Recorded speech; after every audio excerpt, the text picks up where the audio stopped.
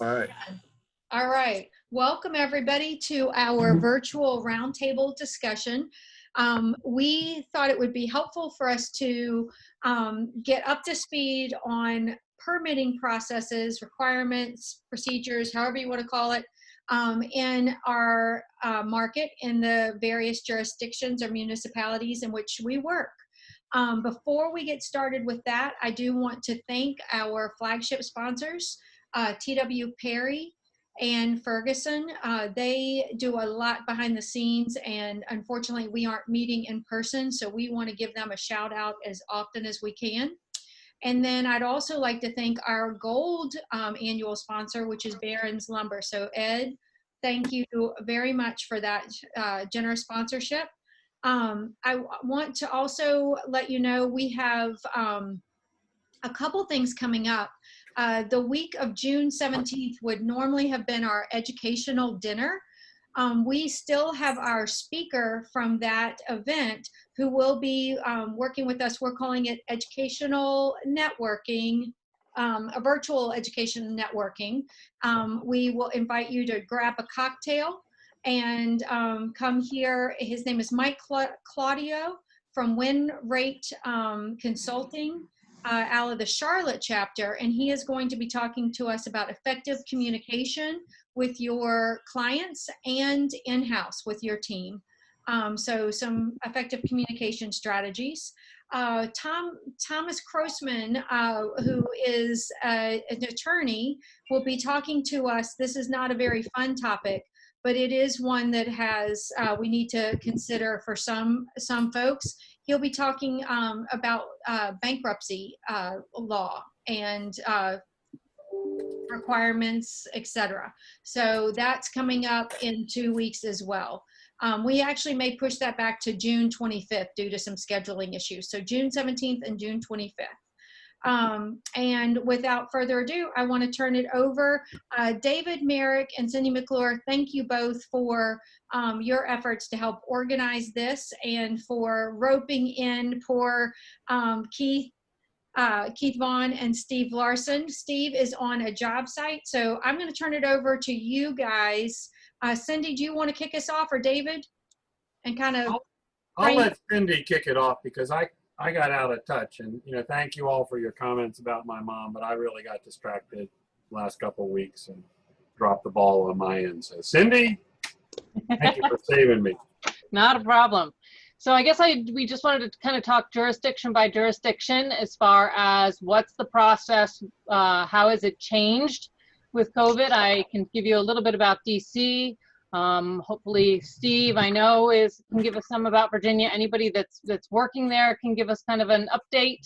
I'm thinking that we'll start in Virginia, and then we'll kind of work through the jurisdictions. Our goal would ultimately be that on the 10th, we have another webinar, and we're hoping to include people from each jurisdiction on the call, or on the webinar, to be able to give a small presentation on the things we want to know about and also answer any questions for our members. So the roundtable is kind of just to gather information as far as what the processes are and then what direction we want to head. So I haven't permitted in Virginia this year, so I can't say how that's changed. So those of you that work in Virginia, can you tell me kind of what is happening and what challenges you're experiencing and what we want to know? Steve, Trish, anyone? Steve, you're on. Nope, Steve's frozen at the moment. Steve looks frozen. And now he's gone. Yeah, he'll be back. How about Landis? Do you guys work in VA? We work in Virginia, but we don't have any projects in Virginia at this time, or we have one in Montgomery County, but mostly everything is DC. DC? I'll touch on Loudon real quick, and I mentioned this on another call. There's a potential new member I've introduced to, Angela. They are allowing third-party inspections in occupied situations at this point, at least temporarily while this is going on. and that includes gas and water and other things. So if you guys are looking, if you're doing any work in Loudoun County and are looking in occupied situations and are looking for a third party inspector, that's something I can help you with, or Angela too. So I got a bunch of questions about what you just said. Are they doing anything differently? Are they saying that their inspectors will not go into occupied structures, so you got to use third party? It's up to the individual inspectors. Is what Doug told me. Doug Smith with Soil Consultants is one of his businesses, but he does building inspections in DC. He also has been outsourced by other smaller jurisdictions in Virginia to be their building inspectors as well. I should have had him on this call to talk about it a little bit. I wasn't thinking clearly, but yeah, he said that, David, that it was that really it's up to it. It's up to the individual inspecers, and a lot of them are not doing it. Yeah, what I'm really asking you is what is different? If they've always allowed third-party inspectors. They have not. Okay, so this Not is at all. This is something brand new for them. Okay. I'm Sean Mullen. I'm with the Director of Design at Anthony Wilder. We have 2 projects in Arlington and 1 in Vienna that are in the design process and probably getting ready to permit within the next month or so. So I'd be curious to see what anybody's experience is with Virginia at this point. I'm back, guys. Sorry, my phone keeps shutting down. I'm in my truck in the air conditioning now. But I've got a lot of things going on in Virginia, and I can give you a little bit of an update about the process in Virginia. Sorry, I missed some things there. You guys ready for it? I'm Yes. ready. Yep. It's perfect timing, Okay. Steve. So after 10 or 15 years of complaining we couldn't upload projects via online, they finally made it work the fourth week of March. The upload process has been good. The replies from the various plan reviewers were fairly quick, but that has actually grown in length quite a bit right now. I don't know if that's because the volume was low in the beginning and now it's higher, but we're waiting sometimes 3 to 5 days just to get a reply to an email. Huh. That said, once you get a reviewer's or your contact person's cell phone and they share that by not giving you a blocked call when they return your call, you can get in touch with people fairly quickly. And it took a while for me to get the right names and numbers, but I've certainly got several things through site and zoning and various departments right now fairly quickly. As far as any of the other processes, retrieving existing plats and whatnot, it takes a few days to get that, as long as you know the right person to call and talk to. Any other? I'm sorry, can you tell me what jurisdiction you're talking about right now? I'm sorry, I'm in Virginia. Well, yeah, like Fairfax, Arlington? I'm talking about Fairfax County. Okay, Yeah. perfect, thank you. All 5, 6 projects I'm working on right now are Fairfax County. Do you know, is this system they've implemented Project Docs? Is it the same That I don't know. software that DC and Montgomery County are using?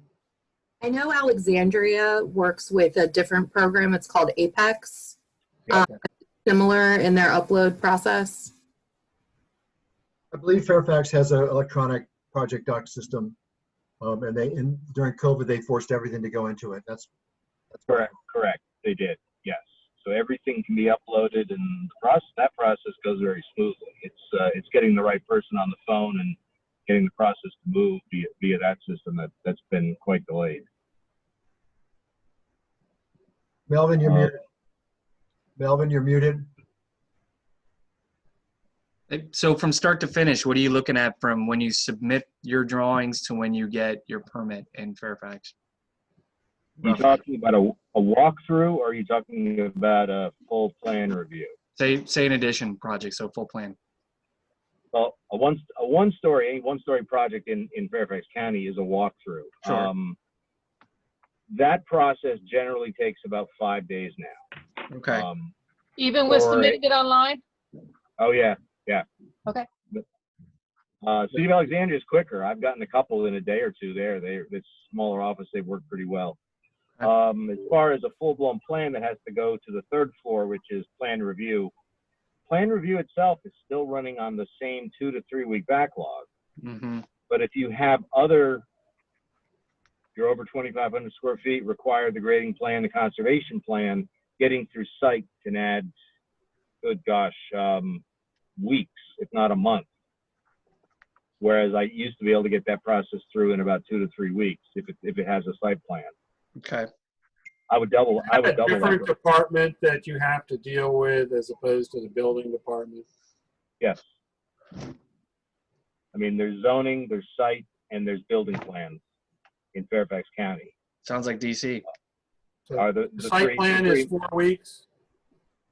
I would say, I'm thinking here about my last 2. Yeah, that's probably about right.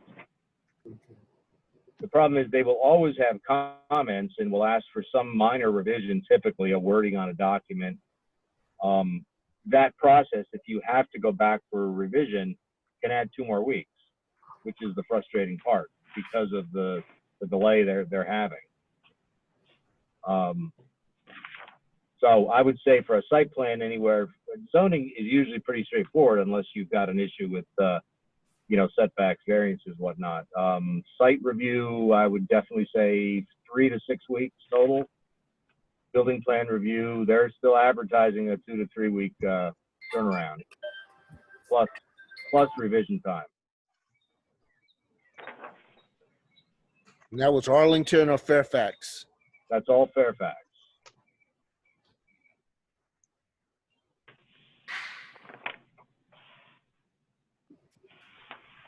So, Steve, you said that just before the COVID hit, they went to everything online. So this is new for them being online as well, even for the walkthrough stuff. They did it just after. No, they told us for 15 years they couldn't do it. And then suddenly they rolled out a system that they'd obviously been working on, and they're working out the bugs. They rolled that out about, I think March 29th is when that came out. Okay. Inflection point caused by the pandemic. Exactly. Yeah. Yeah. And it got them to do what we've been asking for a decade or more. So this would be a good subject to bring up to them. This is a new system that you've put in place. Nobody really knows it all. We'd like you to come to NARI and present what you've developed in response to COVID and how we should navigate this system. Correct. And it sounds like the biggest complication with the system from your experience is actually getting in touch with the reviewer, be it, it may be a problem down the road too, even if they're in the office, but just being able to know who you're supposed to communicate with and how you're supposed to be able to ask questions. Is that correct? That's generally it. I mean, usually the comments on a review are fairly straightforward. I almost always, though, end up calling the reviewer just to clarify before we spend more time reviewing or revising plans. Do they answer your phone call? Yeah. As I said in the beginning, some of them I have their personal cell phones for, and that really helps. If not, you get their Fairfax County voicemail, or worse yet, you have to go through the operator. And sometimes it can take a day or 2 or 3 just to even talk to them. How about emails? Do they respond to emails? They're a little better on the email side. Yeah, but every email you send Fairfax County, you get an auto reply that says, bear with us, we're weeks behind right now. Oh, wow. I don't mean to laugh at that, but I would generally say the average turnaround on an email is about 2 days. But other than if it were a walkthrough is different. But Steve, when you're talking third floor review, yep, it's been typical forever with Fairfax County that you did until it sits in a queue somewhere, and then once a reviewer is assigned, then you go online and you can see who your reviewer is. But that's like checking every hour, every other day, every whatever. You just have to keep looking online. Now that's the old system. I have not utilized it with this new system, but once you get the reviewer, it seemed like in Fairfax County you can go somewhere, but until then nobody seems to know anything. Yes, it's the same system until it's assigned, and it usually gets assigned within 3 to 4 days. Jack Smith does all the assigning. He's the guy in charge. Sometimes I'll just call him and say, hey, who's my reviewer? But once you get that reviewer, his emails, you can email. Sometimes you will get his cell phone. He's teleworking. And then the process goes like it did. Plan review is the least of our problems. It's the site review end and sometimes zoning that is hard, because there's only four main reviewers in site review, and they're so overwhelmed. It's unbelievable. So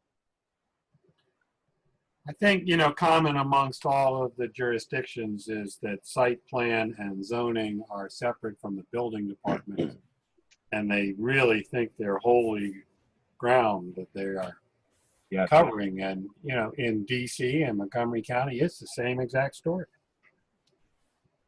Right, and now in DC, you have Department of Energy and Environment who's sticking their nose in everything. Yeah. I've noticed that's new since COVID. They started implementing the lead review as part of project reviews. They're not doing it on the walkthrough side if it's a digital walkthrough, but anything that would have normally gone into project docs before now is now being flagged for lead reviews if it's in a building built before 1978.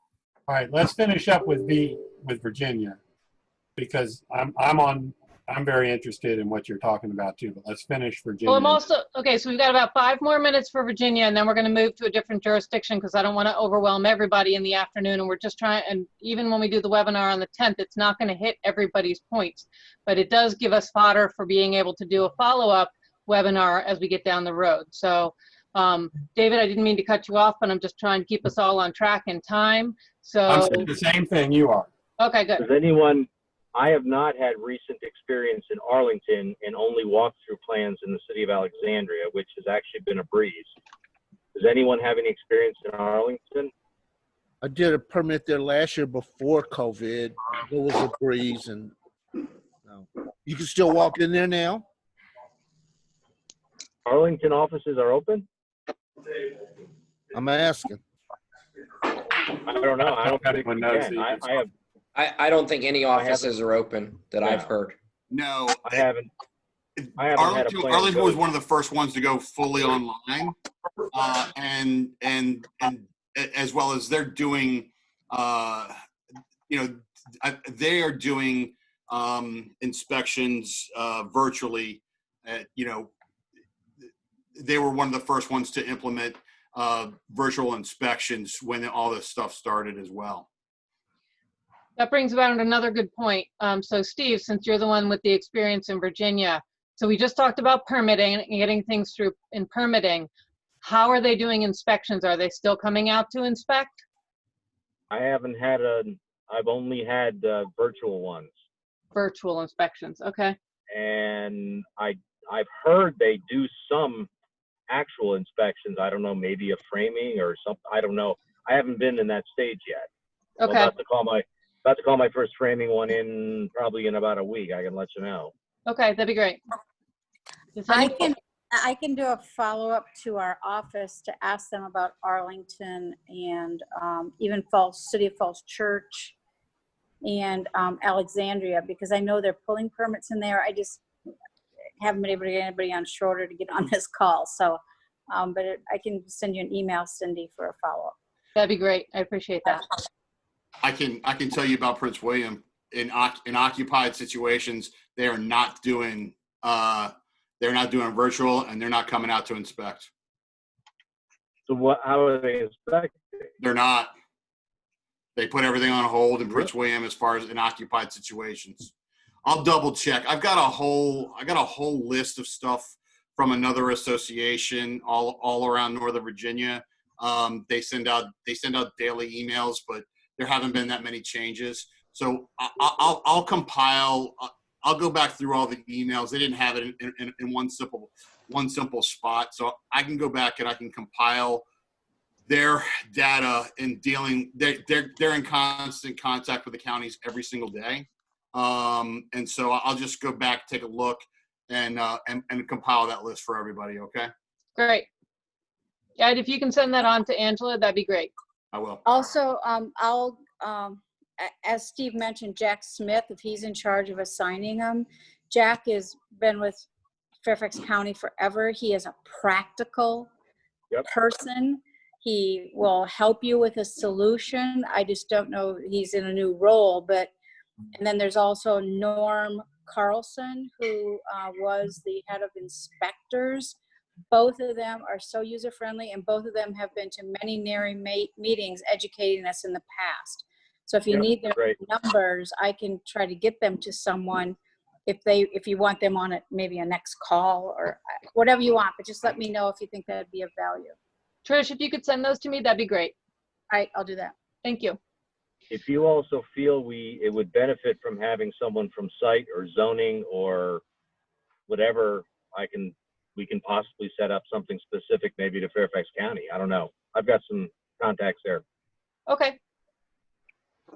Anything you've got, send it to me. I'll compile it and I'll start making phone calls. So, okay, so I want to move on to, let's go to DC and what people are finding as far as, you know, what their experience has been, again, since COVID has started.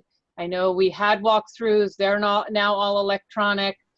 Keith, I'm going to tag you just to start us off in terms of a general process for what you've experienced, and then anybody else can chime in as far as what they've found, what works, what's not working, and what we're interested in having somebody come talk to us about in terms of making it work better for us. Okay, sounds good. Hey, everyone. So I'll try to just go high level. I think it's like every jurisdiction. It's all online. DC is segregated into project docs or file review and walkthroughs. So it's all online. You're putting it in the same system. You're flagging your drawings if they are walkthrough. I think the big thing is so we just got our first walkthrough back post-COVID, and that was 3.5 months. And that was a walkthrough. And so that was something probably 5 to 10 days in a previous, because there were some comments on the structural. And then project docs is anywhere, which is file review, is anywhere from 4 to 8 months to get that all back. It is all online. You don't want to call the reviewers. You want to email the reviewers. 48 hours seems to be a good response time. I found that they are being responsive. I've only had to email my higher level contacts twice to get a reviewer to push something through. I think on the complex projects, they're implementing new rules that have made project docs or file reviews even more complicated. So from the listserv, everybody saw I ran into DOEE, Department of Energy and Environment. And the other thing from complexity that has pretty much been true for 12 months is needing MEP engineers on project docs if you were doing a significant HVAC or energy envelope type drawing. But, you know, our project docs drawings have gone from probably 20 to 30 pages, now 30 to 40, easy peasy. But I've had a lot of specific experiences, and if anybody has any questions, I could.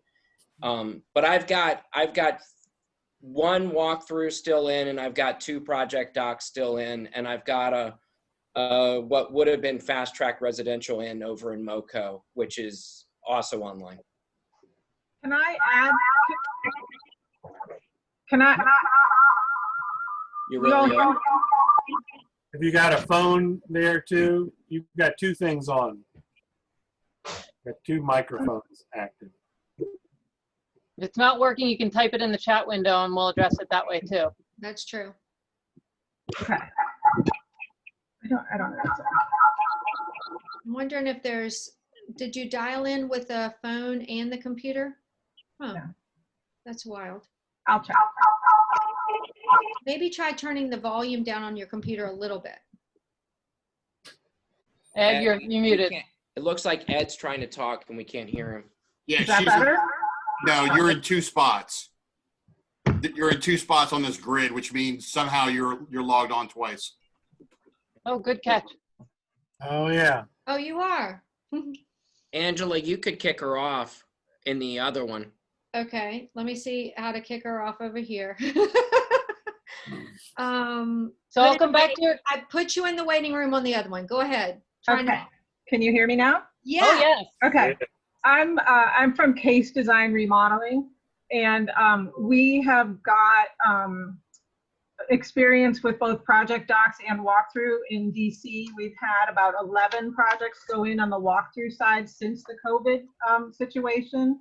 A lot of those have gotten done in a week or less. A few of them are hung up on comments, which is typical. But we've had a number of them get done in 4 or 5 days, 10 days, 14 days.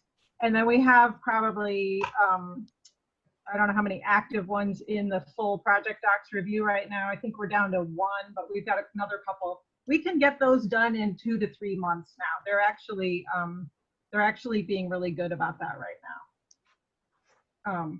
So we just have had a lot of different experiences with that. I think a lot of it has to do with the complexities of the projects. So, you know, structural, MEP, additions, zoning, site plans, etc. Yeah, all of that. Mm-hmm. I'm coming from this from a different point of view because my job is expediting permits, but I will say that there's a very distinct and obvious difference between reviewers who know what they're doing electronically, those who need to be in the office, and the supervisors in DC have been extremely. Oh, Beth, you cut out. The reviewers in DC have been extremely. Oh, I'm on the edge of my seat. I know. I want to know what they've been. I know we agree, but. Oh, phooey. Don't you hate conferencing? Yeah, They've been extreme. How's that? they have been extreme. We'll just call it that and move on to the next. Oh, accommodating about reassigning projects. I hear There we you, Beth. go. Good job, Beth, using the chat. Has anyone used their ambassador service where they assign ward managers for these projects to expedite them a little faster when you have problems? So my experience with any of the expeditors, or what I have heard about the expeditors, is they're on much, much larger projects and the fees attached to those. So I don't know if they've changed something since This is then. different. These are managers who are assigned to problems that when your project gets stuck. And they are attached to each ward in the district, Ward 1 through 8. And they have their information here. I should probably forward all this information to you all so you can email these people when you get a problem where it's kind of stuck. That's a great, thank you. That would be helpful, Melvin. All right, so other than our typical challenges that we all have with DC and project docs, and if they are getting better and they're getting reassigned, I think that's awesome. If we were to have someone come from DC and talk to us, what would we want them, what do we want to talk to them about? What do they want, what do we want to know? How to move it through faster? What some of the current things that are happening with DOEE and lead? I know that DC has created a residential review department. So there is actually a manager in charge of it. And the residential projects are supposed to be separated from commercial. And I think having an introduction to that program and I know Wayne Ferguson is the guy sitting at the desk that's been doing this, and I've had good results with him. But there's a Keith, who is above him? Who's the guy sitting in that corner office? I don't know, but Wayne's the best. Wayne is great. Yeah. Are you thinking of Chris Bailey or Garrett? I believe No, it's- no. They've assigned somebody under them to head up residential review. And No. the last time I was in there, just before COVID, they've taken that far end of the racetrack where there were 5 or 6 desks, and there's a corner office there. He's in charge of that, and they got 5 or 6 desks, and they're all residential. And I walked 2 things through there in less than an hour before the COVID hit. Are you talking about Michael Brown? Maybe. Michael Brown is the residential desk manager. Yes. Michael Brown. So I just got off the phone with him this morning. I had a pretty extensive conversation. He said that he was a contractor in DC for 30 years and has been working at DCRA now for just under 2 years. He was the head of the environmental review department for a while and now has been put in charge of this desk. And, you know, he seemed very accommodating, and I kind of vented a little bit because we've had a lot of frustrating permit situations lately that are small projects and new things coming up, and he was very understanding and said, you know, I totally understand everything you're saying is very fair. These are all fair complaints, and we're working on it and trying to get it better. He said that simple permits, meaning not major file jobs that are residential, 1- and 2-story additions, should be going through in a month. 15 working days, he told me, is what he's working to get to, though they're not there yet. So is he somebody that we think we should invite to speak to us, or? Yes, Okay. that's my sense. Is he is the. I complained a bit that I didn't feel like there was any quality control. It's like we, the customers, have to do all the quality control and deal with every different, obviously reviewer has a different set of responses depending on what day they wake up. And he agreed, and he said that he's doing 15 QAs a day, supposedly, but that ultimately he realizes that's the big improvement they need to make, is they need to self-manage themselves rather than have us as the client manage them. And so he seemed like he wants to grow into this position and help make the department a lot more efficient. Okay. Sounds good. Hey, Cindy, just to clarify, there's nothing we can do about the ship DOEE. That ship has sailed. It's just a new complication. So it's kind of like once you do it. What? Understanding it is something that they. Well, I can explain it. I mean, I've done it now. I sent something out on the listserv a few weeks ago when I got held up prior to permit issuance. I'm happy to take a minute and explain what it is, and how to go about getting the insurance that you need. But it's already codified, like from 2016. They're just now enforcing it. We've heard that before from them. Yeah. So, I mean, what's happening is your permit gets, and someone was saying it earlier, I think it might have been Beth, like your permit now up on the top says built before 1978. So you've been flagged. And then during that review, if your scope of work in terms of quote unquote RPP or lead or whatever is it is a certain scope, you need to actually go get a DOEE permit to do the lead portion of your project, regardless of whether you subcontract it out or not. Now, you could subcontract and use your subcontractor's lead badge to get the permit from DOEE. So I just went ahead and got my lead badge with DOEE, which was a $300 5-year application and about a $1,500 insurance policy per year, not through Erie. So it was on the brokered market. Got my DOEE permit and then took that back to Project Docs to get the permit issued. So that can be even on a walkthrough. If you're removing all of the siding and replacing the paper and the sheet, you know, whatever you might be doing, you're going to have that DOEE lead badge in order to pull your permit, even if it's basically lead paint enforcement for demolition. Is there a minimum square foot involved?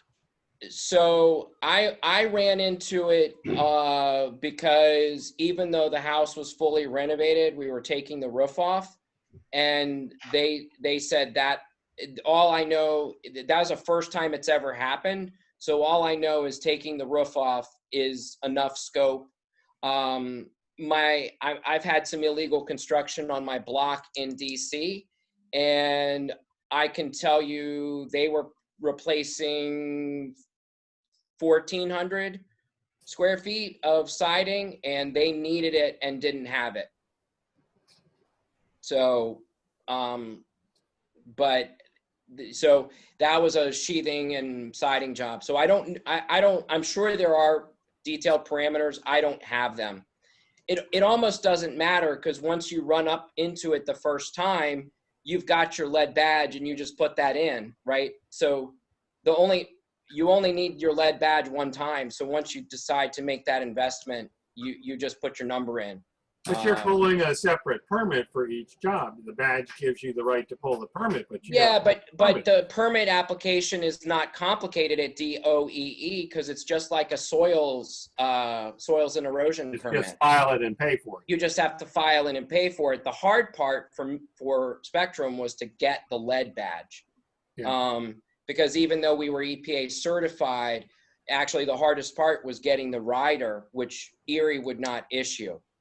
I had to get it in I just call it the brokered market of insurance. And at the moment, I think this is the primary thing in DC that we need to address, is to get somebody from DDOE to it's codified, as Keith is saying. So, lay out the rules, what it is and what the process is.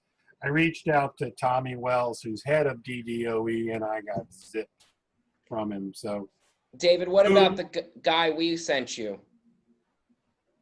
Well, he didn't really give me a name. There was, Ethan, do you know who is in DC that developed the lead paint program? There's one guy that's head of that department.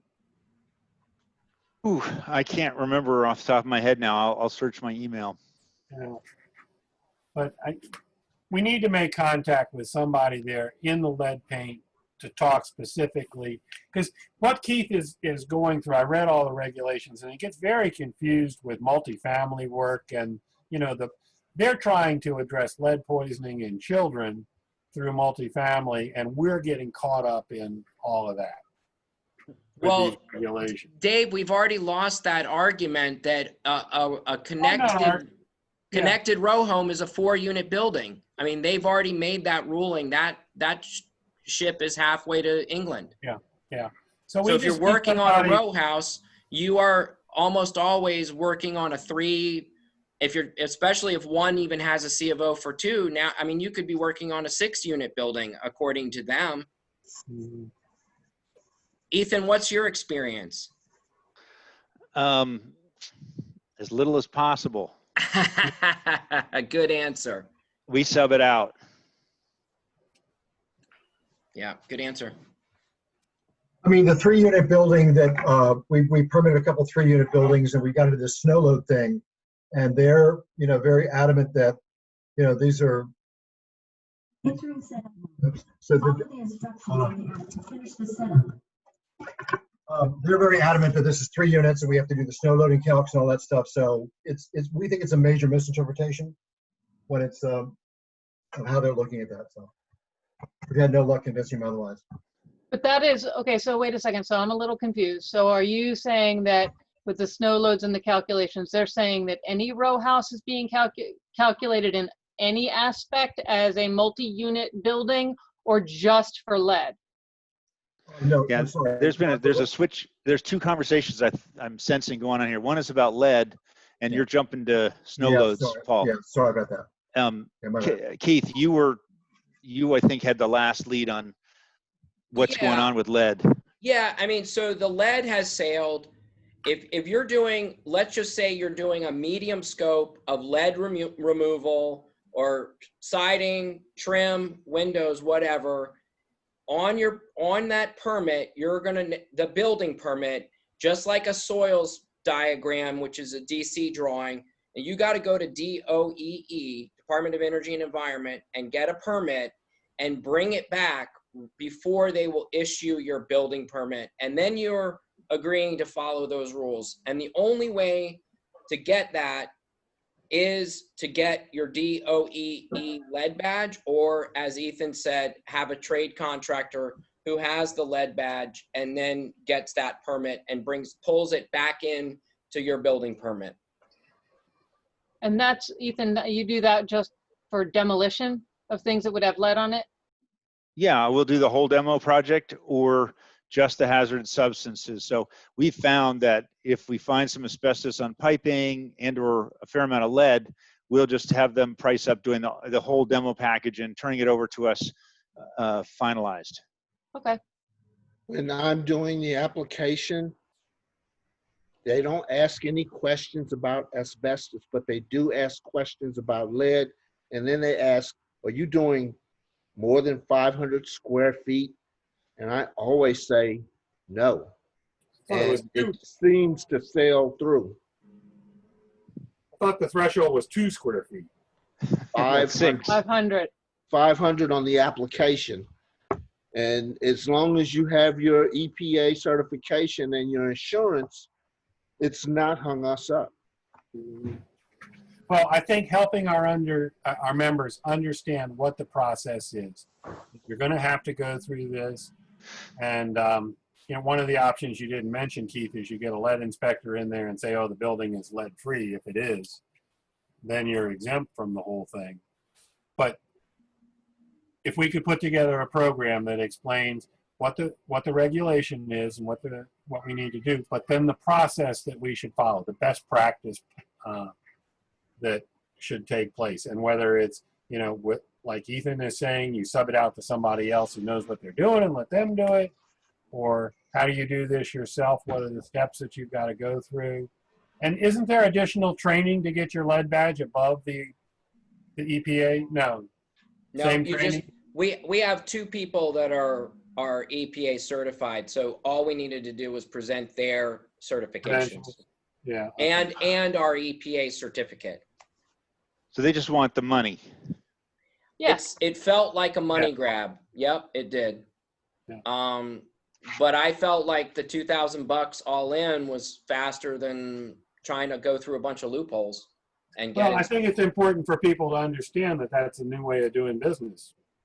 Okay, Yeah. so what I'm hearing out of DC, and again, I'm just going to close this one down because I want to keep everybody on track, is the Shut her 2 down. things that we're interested in hearing out of DC is what's happening with DOE and the lead, and any regulations like that, like Keith had described, and potentially just having the residential reviewer, the person that heads up residential review, whether that's Mr. Bogle, Wayne Ferguson, or Michael Brown, right? Michael Brown.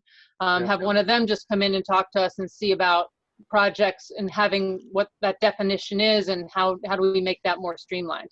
Is that, you know, if we quick start summary? with Michael Brown, maybe he can bring in somebody from DDOE to Okay. talk specifically That's a about good idea. but those are the subjects we want to hit, correct? Yeah. Okay, great.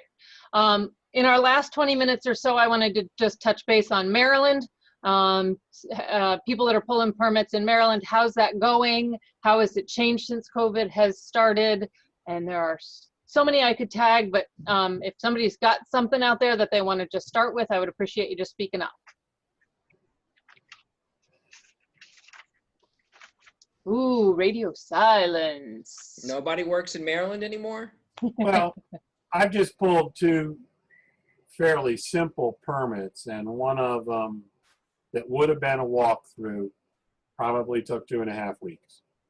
Did you have to submit everything electronically? Have to submit everything electronically. And what I'm finding is it all gets stuck in the screening part. Once it goes through screening and they've approved it for review, the review itself happens within a couple of days. This is Montgomery County. Montgomery County, yeah. But I've got a 2-bathroom project. I submitted the plans Friday. Still has not made it through anything. Mm-hmm. So I have a Montgomery County addition. Back to, I guess Steve might not be on the call anymore, but back to Steve. I mean, Montgomery, it's all online. Montgomery County goes, you know, zoning, site plan, or site plan zoning. It's all lineal. And we're probably 6 weeks in still trying to get through zoning and site plan, even though there's no zoning.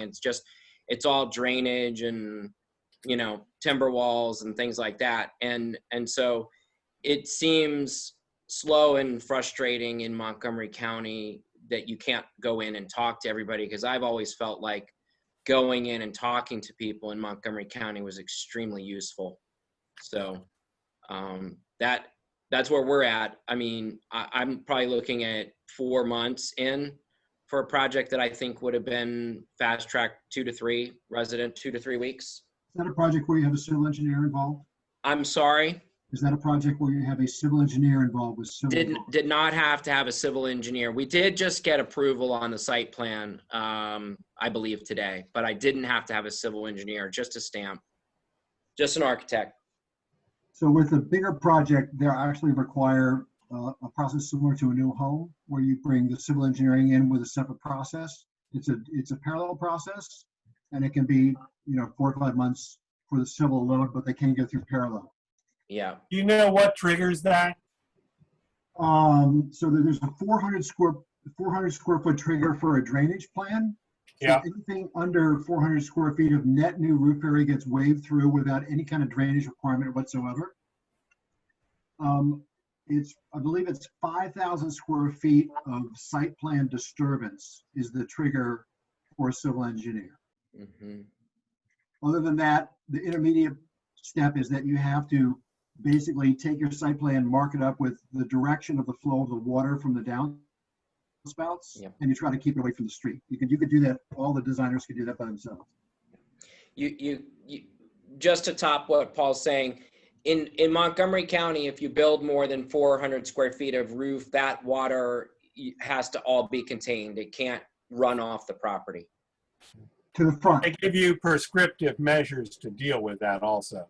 Yeah. So that is something that, you know, we can deal with. But the 5,000 square feet that you need a civil engineer, I think that's important to understand. But that's a lot of earth that you're moving too. I don't know that I've ever done that in my entire career. Do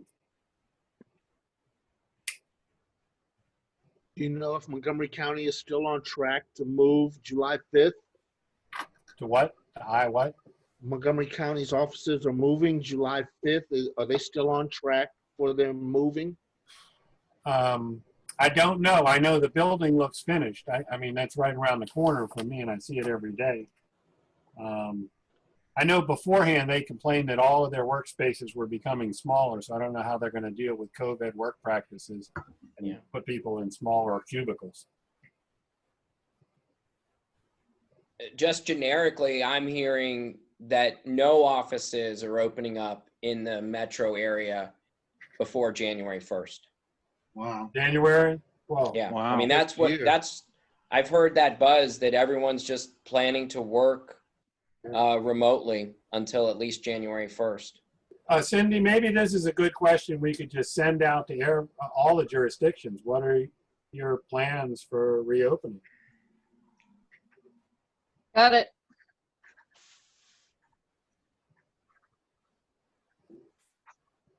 Okay. In DC, I've got a project that we finished and we've moved out of, and I called for my final inspection. And when the guy called me in the morning, he said, "I'm not coming out there. Let the people move in. They're okay. When things open up, we will come and do your final inspection." So I don't. Where was that, Dave? That was that project at 14th and Legate. So that's still DC. Yeah, DC inspectors, 3 of them like 2 months ago had COVID. Yeah. DC is still using third party though, and third parties are coming out. Yeah. I don't really care. We jumped back to DC, but I did want to bring to the table Beth's comment because her audio is not working, and she says that for Montgomery County, the reviewers are responding faster via email if you go through 311 than if you email directly in Montgomery County. Also, the general DPS email is surprisingly has better results than emailing. Than directly emailing. Sorry. The general DPS email gets better results than directly emailing. Are you telling me I can't read? Because you're right. It's all right. It's all right. That's late. all I'm doing. I'm just reading that chat. It's late. Montgomery County does have their directory published, so you can get the individual email address and phone number for all the employees. I'm surprised that the general email works better. I know back to DC, if nobody responds to you, you can use their CRM system that if they don't respond within 2 days, they're on Chapra's chart of bad people. So, Nobody wants to be on that. no. Generally speaking, I think the new director in DC has really made important changes and shifted the mindset of the employees that they better be providing good customer service.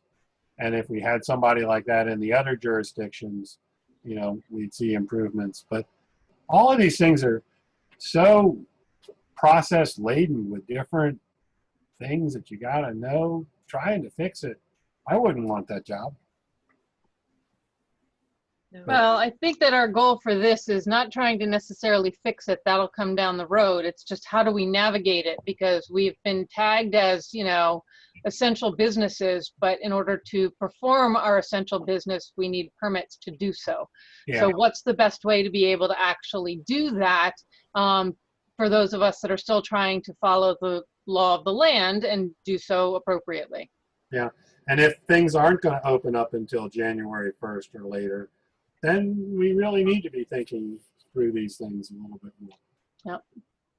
Beth also mentions that the CRM system has been disabled in DC. They are now using customer with a K, and that their contact form and DCRAS@dc.gov is the email to communicate directly. Yeah. Angela, you're the only one that saw that. Okay, let me Yeah. move that over. That don't show up for me until way after you finish talking about it. Oh, it did show up for you? Okay, Okay. sending it now. There. Okay, Yeah. yeah, there. Thanks, Beth. Now it's coming to you twice. One's from me, Perfect. one's from Beth. All right. So I guess since we've gotten through Montgomery County, I'll open up the floor for just a little bit. And are there any other concerns people are having that under the umbrella of trying to continue to move forward, we should look at addressing in this next webinar, or as a thought for a different webinar regarding permitting and continuing working over the next year? I know we've always done the code seminars that are supposed to bring you up to date just with the changes in the ICC. And I don't know that there's really that much difference between 15 and 18 that we should go through that again the way we did in the past. You remember they would get into wind bracing and really technical things. So what I'm hearing with all of the problems we've discussed is these are process-oriented problems, not specific code-related things. Does anybody have any code problems that they are unhappy with? I don't think I do. I wouldn't say that, I kind of want to circle back to what you said in the beginning, David, and that was part of the way back when, when we wanted to build a relationship with the jurisdictions, and we kind of went with, let's get them to come in and talk to us about codes. Then they'll know who NARI is, so that when we have questions, or our association, to have them understand we don't need adversarial relationships. We are professionals. We want to be, train your staff that, treat us like we're, the client, et cetera, et cetera. So that was part of also the code, was to keep reminding them of NARI members. So I don't know if there's that much of a code difference. I'm not someone that can speak on that, but I think it's always good to have that connection with the jurisdictions. And it sounds like this might be the way we're going to do that round one. Mhm. And kind of maybe get from these people who now, maybe we have our questions in line of who now do we talk to about codes? Who now do we talk to about whatever our issues are, so that we can use them as the launching pad to the future. So anyway, I just, I think the more we can, as an association, stay in contact as professionals, like all the work you guys did in DC to get us to where we are now. I mean, you can see that the fruit of your efforts has come to be, if now that they have a Mr. Brown, you know. Yeah. A good job, you guys, really, for all of us. Really appreciate that. I like what you said, Trish. I mean, when David and I went down with a couple other people, you know, they really didn't understand what NARI was, and that's unfortunate. So we didn't get what we wanted back then. In, was it 18, David? Oh, it wasn't that. Maybe. Yeah, I mean, Yeah. Yeah, but then but we went down again afterwards. When yeah, we had but the public forum. yeah, but Trish is speaking to kind of a larger concept, which is in some other jurisdictions, if you're, you know, you can, there's tiering of contractors and classes of contractors. And if you've got education from NARI or HB or whatever, you can become the design professional or, you know, the person in charge.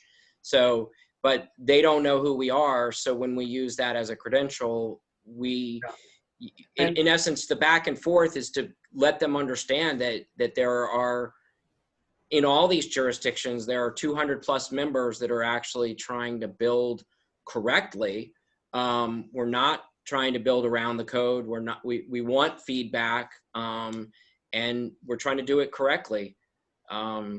And letting them know that, I think, really, really helps. You know, I maintain a relationship with 2 or 3 of them just for that reason. And you know. Well, as a word of kudos. Go ahead, Cindy. A word of kudos to the organization after we did go down to the open forum, right? And complained a lot about projects getting stuck, especially with third-party reviewers for the designs when we were in permitting. They have since done away with that. So that was a positive step, because I've talked to a couple of the reviewers that said, yeah, we got stuck with all these third-party reviewers that didn't know what they were actually reviewing. So we did have positive force that way. So I think that staying in front of them, or at least having NARI thrown at them yearly, if you will, continues to raise that awareness. Yeah. We've also been thrown under the bus in DC by the professional builders, and specifically the DC Building Industry Association. And it all came about when the plumbers were selling their licenses, and residential remodeling got a really bad rap. And the people that DCRA was listening to, the DCBIA, they just trashed us. They said there's no organization, there's no professionals there, they don't know anything about what they're doing. And you know, building a relationship with DCBIA, I think, is an important next step. And Angela, that's something that you should get involved in. And I can forward you the contact person. It's another very professional woman who runs that organization. You two would fit like peas in a pod. But we need to build our professional reputation in DC. Well, I think these are some first steps, and I think that, you know, that can be the next one, and I think that's a great start. Yeah, asking good questions is the first step. You know, Right. that shows that we're concerned and we want to make things better. And I really think Jack Smith knows NARI and Norm Carlson in Fairfax County. And I'll get that to Cindy. Thank you, Trish. So I wrote down everyone's name that's in this meeting: Cindy, Angela, David, Keith, Ed, Sean, Steve, and Trish. I want to email you all this email from DCRA where these agents are, and it's an active link, and you'll be able to click their names and email them directly when you have deep troubling problems in project docs. Awesome. Melvin. Thank you. Thank you. You guys are such a great resource for each other. And if for those of you that aren't already on it, our listserv, the Google group for our members, if you aren't on there, this is a great way. If you have a question, a concern, if you need to share information like Melvin is talking about right there, we could kick it out on the listserv and have it in the hands of most of our remodeler members participate in that. And it is a great resource. And if you're not on there, please email me at executive@NARI-metrodc.org. That appears on our website, and I can get you signed up on there. But you do have to be a member for that service. All right. Do we have any follow-up questions? So next step, Cindy, David, and I will get back together and talk about trying to get a hold of these representatives from the different municipalities and then schedule something. Do you feel like it's possible for June 10th, which was our original date, or do you feel like we need to look at a later date to give us some time to work with their schedules? I have a sneaking suspicion we may need to push that out. I do too. Yeah, I just want to manage expectations. I don't want people to think next week and then it not come. So I'm thinking that we need a couple weeks to get this lined up, and we'll do that, and you'll get probably more emails than you want to about it. So I do have one question, and this is an opinion question for the entire group. You know, I tried really hard to keep us to about an hour here. You know, I know that the board meeting today went really long. It was 2.5 hours on a Zoom call. I can foresee if we try to hit all 3 jurisdictions in one webinar, that is going to be long and exhausting. That's my opinion. Would you rather see us break it up to 3 separate webinars where we try and deal with Virginia in one, DC in another, and Maryland in a third? I would, yeah. Okay. I'd vote for separating them too.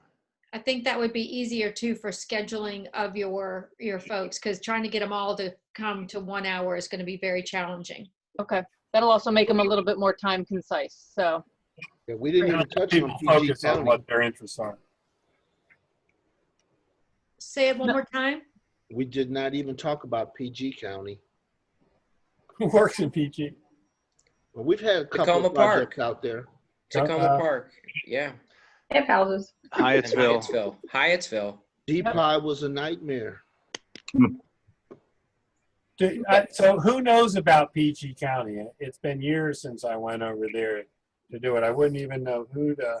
I mean, we did one last year, and it was quite the adventure. Okay. It had historic involved with it. It was definitely complicated. I agree. I haven't done one in a year, and it was a nightmare. Yeah. So Debbie and Angela, this one's on you. You need to get us some members in PG County. You know, find out who the professional builders are over there. I mean, through our website, we generate leads. People call from Fort Washington and PG County all the time, and we got nobody to send to them. Not true. I know somebody, City Renovations, Mike Wiggs is a member. And he is, and his office is based over there. We do a little bit of business with him. And I met him actually at the Backyard Barbecue last May. Tina Lore does a lot of work there. That's a good one, yeah. Yeah. She is Master Certified Remodeler, Tina Lore. I would definitely, absolutely. I would definitely get her involved. Yeah. Okay, so our work's done, Angela. We don't have to do anything. Look at us. We're done. No. Time for happy hour. I'm just kidding. But Ed's on your team, though. Ed volunteered. Yeah, he is on our team. He and Trish are our membership chairs. Are you kidding? He is on our team. He's recruiting all the time. Okay. Anything? So, Angela, just yes. quick question about topics going forward. Safety under COVID is gonna ultimately be like RPP, most likely. Is that still on the table for DMV NARI? As far as trying to come up with a protocol? Well, or at least an educational topic. Yes. That is on the table. And I know you've been kind of diligently working behind the scenes on that. So yes, that's one of the reasons I chatted you to say, hey, should we bring this up? Okay. I don't think it's part of this discussion, but it's equally important.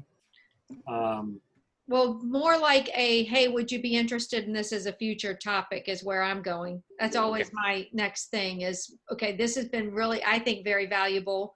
What next? What do you need? Well, I don't need them because I've already developed them. I love that about you, Keith.